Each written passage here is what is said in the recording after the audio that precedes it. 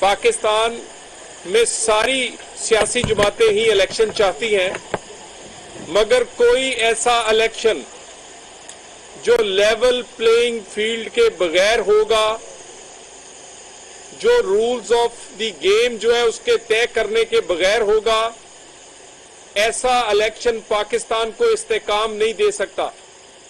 वही इलेक्शन काबिल कबूल होगा जिस इलेक्शन से पहले तमाम इलेक्शन में पार्टिसिपेट करने वाली पार्टियों को एक जैसा उनके साथ सलूक किया जाए। पिछले 8 से 10 साल से एक खास किस्म के माहौल में एक पार्टी जिसका नाम पीटीआई है उसको पाला पोसा गया है।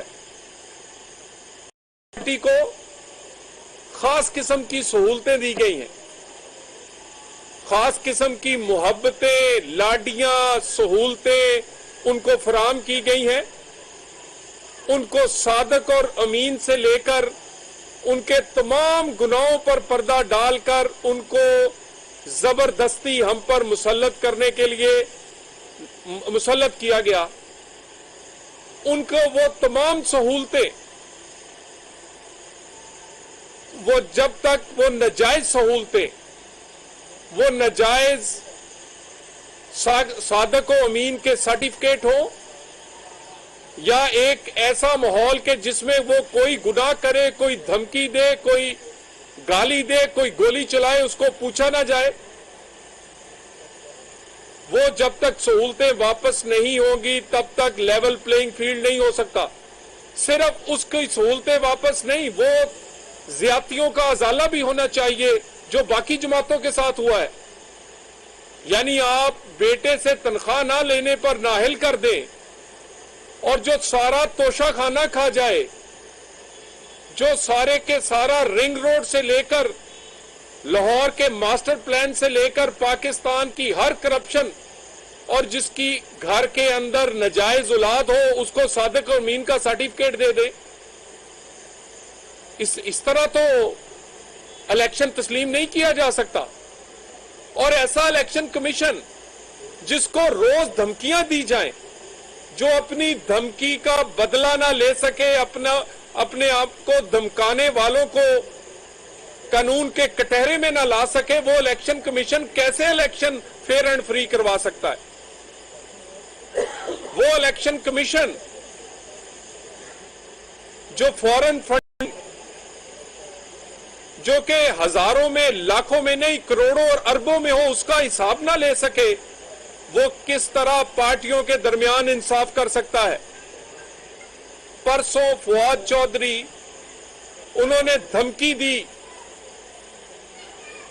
अगर सबसे पहले तो फैसला कर लें वो धमकी थी या नहीं थी। अगर ये धमकी नहीं थी तो धमकी क्या होती है, और अगर ये धमकी है तो इलेक्शन कमीशन अगर इस तरह के लोगों को, धमकाने वालों को कोई कानून के कटहरे में ना ला सका तो फेयर एंड फ्री इलेक्शन ये इलेक्शन कमीशन क्या करवाएगा? इधर से गिरफ्तारी होती है, उधर से सहूलतकारी शुरू हो जाती है। इधर से गिरफ्तारी होती है, उधर से ये जो बर्गर्स और जो ये चूजे हैं जो कि सियासत में जिनको पाल पोस कर शेर बनाने की कोशिश की गई है, ये रोना शुरू कर देते हैं। पकड़े जाते नहीं है, इनके कपड़े पहले उतर जाते हैं, कहते हैं हमारे कपड़े उतर जाते हैं, हमें तशद्दुद कर दिया जाता है। पहली दफा कल शुक्र है फवाद चौधरी ने यह नहीं कहा कि मेरे कपड़े उतरे हैं, कहा है कि मुझे गिरफ्तारियां कानून के मुताबिक की गई है। मगर सवाल ये, हमें उसको गिरफ्तार करवाने का शौक नहीं है और ना हम देखना चाहते हैं कि पाकिस्तान के सियासतदान जेलों में जाएं। मगर यह भी नहीं हो सकता कि अदारों को धमकी लगाई जाए, अदारों के चीफ जो है, अदारों के सरबराह जो है, उनको गाली दी जाए, अदालतों पर रोज ताने दिए जाए, फिक्रे कसे जाए और उसके बाद आपको पूछे कोई ना। निहाल हाशमी ने क्या कहा था? अगर वो धमकी थी, उसका और उसका चलाकर देख ले, कोई फर्क है? इसमें ज्यादा सख्त बात की गई है। उसके बाद ये सारी चीजें जो हैं, ये इलेक्शन कमीशन को इलेक्शन से पहले सॉर्ट आउट करनी होगी। लेवल प्लेइंग फील्ड बनाने के लिए तमाम जमातों को एक जैसा सलूक करना होगा। कोई ऐसा इलेक्शन हमें काबिल कबूल नहीं है जो इमरान खान की ख्वाहिश पर करवाया जाए। इलेक्शन वो तस्लीम करेंगे जो पाकिस्तान की जरूरत है। इमरान की ख्वाहिश पूरा करने के लिए इलेक्शन नहीं हो सकता।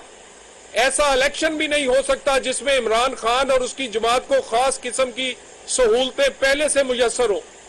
62-63 का फैसला करे, सब पर एक जैसा इतलाक करें।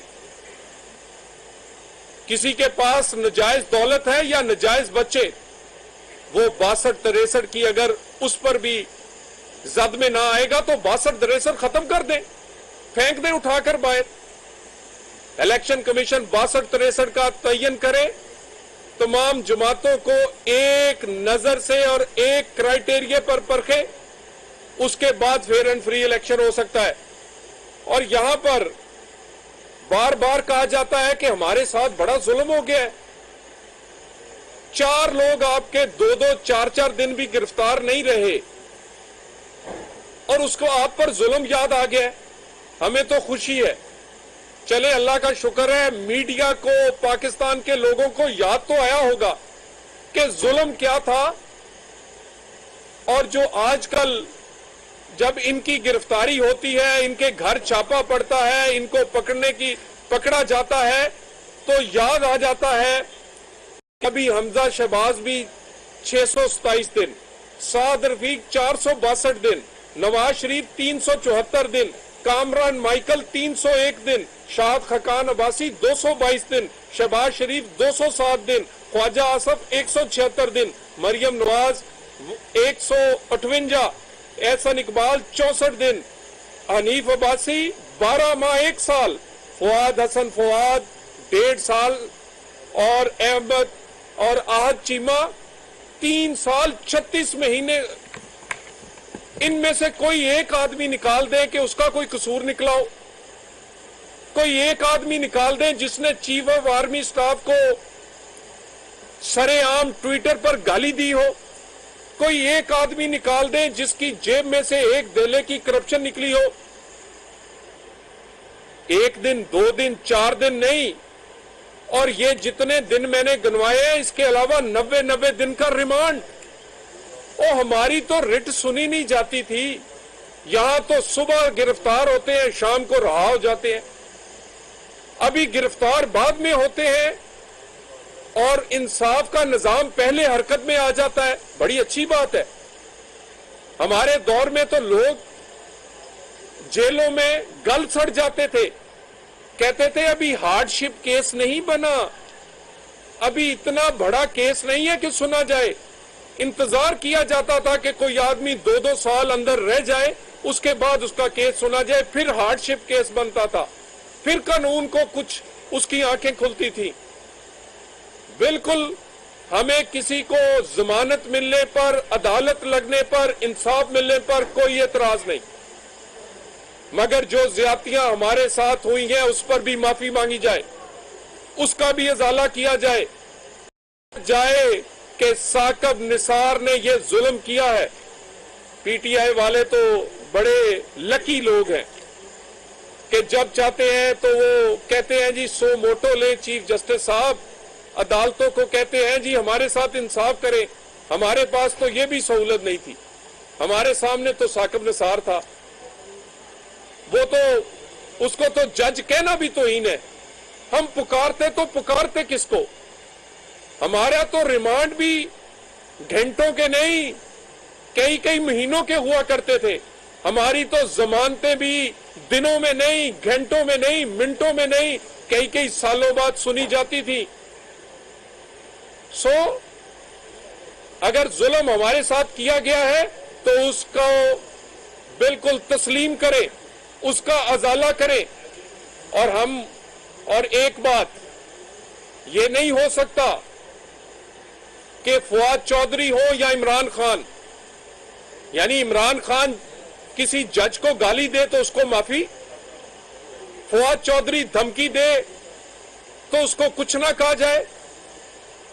इनके नीचे जो लौंगे लफाटरे हैं वो, मेरा मतलब, तरह तरह की बातें करें, कानून हरकत में ना आए। यानी आप ये सारी चीजें ऐसे नहीं चल सकती। इलेक्शन कमीशन को अपना आप साबित करना होगा कि वो इलेक्शन कमीशन इतनी ताकत रखता है कि उसके साथ अगर कोई बदतमीजी, धमकी या ज्यादती करेगा तो वो कानून के कटहरे में उसको लेकर आएगा। इलेक्शन कमीशन ये साबित करे कि तमाम जमातें उसके लिए एक जैसी हैं।